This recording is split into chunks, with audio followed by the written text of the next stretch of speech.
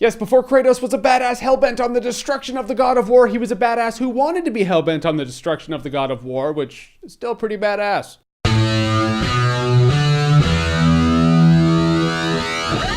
God of War Ascension. So God of War Ascension is another God of War game for the PlayStation 3, and it takes place before God of War 1. The story of God of War Ascension is Kratos wants to break his bond with Ares, but you can't just do that, I guess. We were told you could in the previous games, but well, I guess the fact is you cannot, because we need another God of War game, duh. So for Kratos to break his bond and break his oath with the God of War Ares so he can kill him, he has to take on the three sisters, the Furies, and go through a myriad of other puzzles, and realms, and levels, and get new trinkets, and it's a God of War game. You know it by now. Now, if you're a fan of the God of War games, you're gonna be right at home with God of War Ascension. It's fun. Is it perfect? No, but it's a lot of fun. You're growing through, you got your blades of chaos, you're slashing through guys. The thing I didn't like about the combat in this game is in the previous God of War games, you spend your red orbs, you get new abilities, you get new attacks, new combos, and you go forth and unleash those on the demonic dipshits. In this game, you buy the new combos with orbs, yeah, but you gotta build up your rage meter. Then you can use those combos. The rage meter is this meter where you build it up by hitting guys and not getting hit yourself. So really, you gotta string together a bunch of combos. Your rage meter goes up to the point where, oh, now it's filled up. Now you can unleash the beast. You know that one, the hit, goes back, it's all slow-mo, and then boom! God of War standard right there? Yeah, those moves. However, if you get hit by enemies, that meter will drop, so now it's not full anymore, so you gotta build it back up. Some of these enemies, though, they hit you hard and that meter just goes away. You're like, great, now I gotta start over. Which does result in a number of these combat situations that you get into being like, hit, dodge, hit, dodge, hit, dodge. Sweet, rage meter's up, boom, boom, boom, boom, boom. Oh, I got hit, dodge, hit, dodge. Kinda takes away from the fun of God of War. The other God of War games knew what it was, it knew what you wanted, and it gave it to you. You bought combos and abilities with orbs?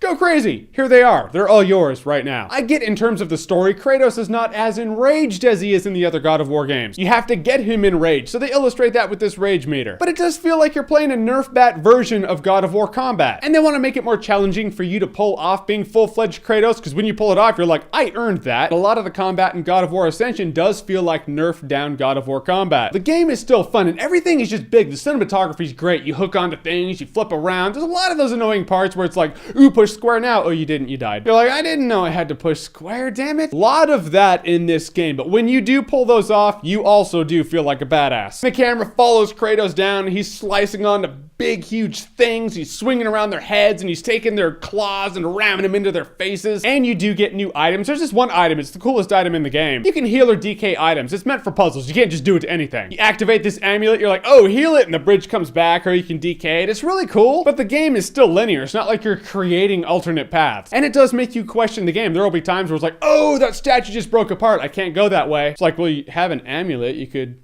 just heal the statue and then go into the cave. But you can't, because the game doesn't want you to go into the cave. It wants you to go around, which turns me into a 5-year-old, because I just keep going, but why? A little bit of inconsistency with this item, but the item was cool. And when the gameplay wants to be controller breaking tough, it's controller breaking tough. This one scene, everyone who's played this game knows this scene. You're going up in this elevator, and you are just fighting dudes. But it's not just dudes, it's like 3 Medusas who all whip you with their tails, and these electrical witch bitches who are shooting electricity at you. Hit, dodge, hit, dodge. Ooh, the Medusa's gonna swing at you with her tail, dodge that. The other one's gonna swing, dodge that. The other one's gonna swing, dodge that. Great, now the first one's cooldown is done, so now it's gonna swing with its tail. At a point, you're like, this is a complete dodge fest. And that's case in point. If I were just able to be badass Kratos like the other God of War games, I could just tear shit into these people. But I can't, because the game won't let me. I hated that elevator, though. I hated it. The multiplayer is pretty fun too. Multiplayer is in everything these days. Multiplayer isn't a new thing, but it's very marketable. Everyone wants multiplayer in their game, so God of War now has multiplayer. It's pretty standard multiplayer modes. You got capture the flag, you're all out. Team-based battles, you've seen all the modes before. What I really liked about it though, is you choose which god you worship, and that gives your guys special abilities. I thought that was really cool. You can customize the armor, and you can't deny the multiplayer is fun. There's something about someone attacking you and kicking the shit out of you, and 2 of your guys come to your aid, and then you start kicking the piss out of that guy, and then you join in the fight. You guys just tear the shit out of that guy. You're like, we're Spartans! More than that, we're bros! And like I said before, there is a big part of me that feels like they're adding lore to God of War for the sake of adding lore, for the sake of making a new game. In God of War 1, it's like, after Kratos' family was killed, he knew Ares was his true enemy.